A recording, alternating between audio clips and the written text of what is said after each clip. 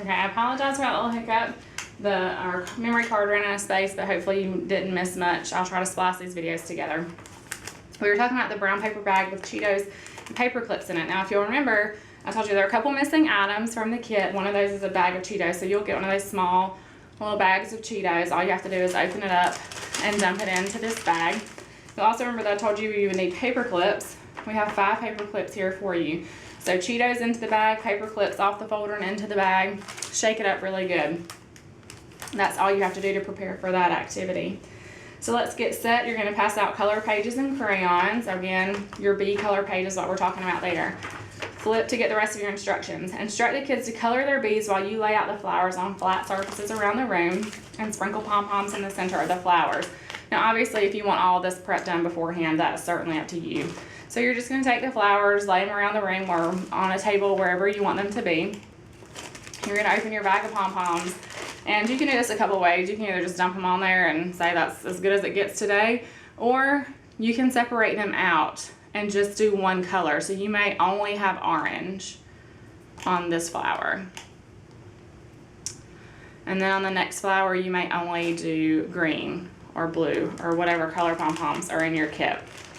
So you can use all or just as many as you think you need.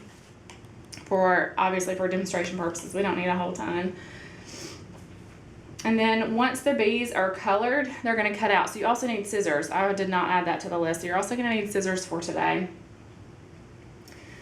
Once the bees are colored and cut out, you're going to tape the bees onto the craft sticks near the end of the Velcro. Just be sure not to cover the Velcro with the tape. So you can imagine that I would have my little bee, I'd put him up here, pull off some tape over the end so the Velcro is still exposed. So they're going to be prepared for their activity. Before we start that activity though, the Let's Go section tells you to dump the Cheetos and the paper clips in the brown paper sack. Have one of the kids come up and ask them to get out as many paper clips as they can in 20 seconds. You can either do that, or you can just say, hey, reach in and see if you can find a paper clip. If you're going to do that, you may only want to put one paper clip in.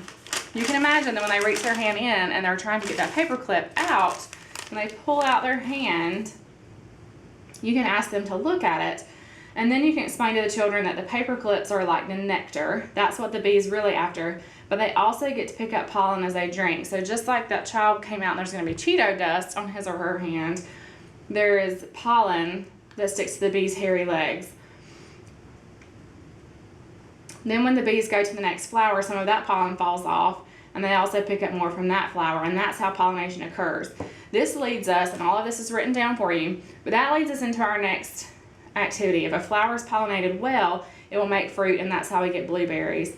So you tell the kids that they're going to get to try out their own pollination activity. And I'm going to quickly try to demonstrate that for you. They're going to take their bees and tell them to visit as many flowers as they can and pick up as many pom-poms as possible. Well, you will see, just from me pushing it down, my pom-poms down, or my stick over and over on these same pom-poms, that I can pick up lots. But did you see just then where it dropped? As I'm trying to pick up more and more pom-poms, it will drop others. So that's where the benefit of doing one color pom-pom per flower. They pick up as many as they can here. They go to the next flower, and when they're trying to pick up another color, these are going to drop off and others are going to pick up.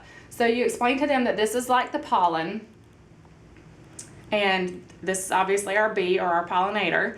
And as he visits the flowers to get nectar, he picks up some pollen, and then when he goes to the next, they may pick up more and he may leave some behind. You can see it dropping off. And that is the basis of the activity.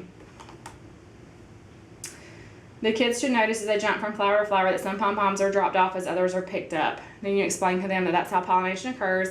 Help them remove the bees from the sticks and return the sticks to the kit. The kids can keep their bees, but we want the sticks back because, first of all, that was very time consuming to get those Velcro dots on there, and also Velcro dots are a little expensive, more so than we thought they would be. So to save yourselves time and money, get those sticks back, let the kids have the bees.